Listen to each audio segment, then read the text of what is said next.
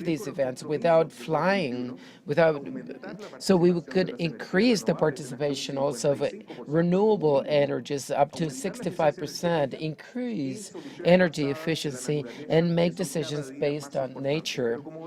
But as you can see, we still have this last mile that in many races is kind of the most difficult things. That is how to get from 2 to 1.5, and this is only possible through a circular world. That is a model such as circular economy that you are discussing in this wonderful event as a new way to do things. And circular economy, and I know that it's clear, but let me add something. I mean, this butterfly chart that everybody is aware of, the right wing, we want to replicate the left wing, which is the biological wing, through recycling and regenerating to decrease the waste and also keep products for a longer time. But this butterfly is born from this is what we added from the Innovation Center, and this is the fourth industrial revolution. These are the Industry 4.0 technologies that are needed, and circular economy is the purpose to create further technologies to create the circular model. It is also important to single out what circular economy is not. It's not only recycling. Maybe it's the top of the tip of the iceberg, but there are many activities that have to do with circular economy, such as repairing, reutilization, redesigning, remanufacturing. To our extent, a continent such as a region such as Latin America, we can reimagine this economic model. And to highlight that circular economy, these are business models. You may have heard redesign, circular movement, but the extension, life extension through good design and the product as a service, to leave the products in the hands of the manufacturer. These are business models, to my understanding, the most important models in circular economy. And also, I'd like to highlight that the circular model is the only model that allows us to generate the triple impact, which is sustainable economic growth, generation of thousands of millions of high-quality jobs, very important in time of recovery, and the reduction of the carbon footprint and fighting climate change effectively. But at the same time, circular economy is sort of the conceptual umbrella of three mega trends that we're facing in the planet and as human beings. First, the urgent need of an energetic transition. Second, the fourth industrial revolution. And thirdly, the need for the urgent economic recovery post-pandemics. First of all, decarbonization and electrification of our planet. We need to decouple from the fossil fuels. This was reported in the last IPCC report. So we need to eliminate or at least reduce consumption of fossil fuels by 43 to 96% by 2050. And this is totally possible by using electricity in the planet. We'll be reducing the efficiency and improving electromobility. We'll be making these electricity models more efficient. So it'll be absolutely possible to cover this with the other kinds of energy, such as wind energy and solar energy. And this infrastructure that would be required will generate 28.6 million employees and will be reducing energy costs by 91%. So in this way, we will be improving our health and the health of our countries. When we look at the world, we see images such as these: renewable energies, solar, wind energy, and water energy. But I would like to push you to think about the world in these terms. Each of us will have the necessary infrastructure, as we see here. This is a solar city by Tesla. This is a normal roof. There are batteries. It's a solar roof, and there are electric cars. So each of us will be a node that would generate data and energy. And the most interesting thing about this, and which is the next challenge, the fourth industrial revolution, we're moving towards a world that would not only have the internet we know today, which is the internet of communication. We have three communications, energy internet, that is, each of us will be a generating node, and then also the transportation internet. We see examples such as Tesla's. There's immediate communication with all of the levels of the economy. But here I'd like to step back a little and consider that all of these key technologies are today I mean, if we have a look at this, the table, the periodic table, the most critical elements, and which are the scarce elements on the planet, and one of the latest reports by the International Energy Agency shows that transitioning to these technologies and energies requires the use of a higher use of these minerals, let alone mobility that is 8 to 10 times that consumes more than conventional transportation. But this will push the need for natural resources 6 times more in a neutral carbon scenario. It's not bad news, because this pushes for the need for a circular economy, because if we compare 1 ton of minerals, rocks, in extraction mining, for example, this contains about,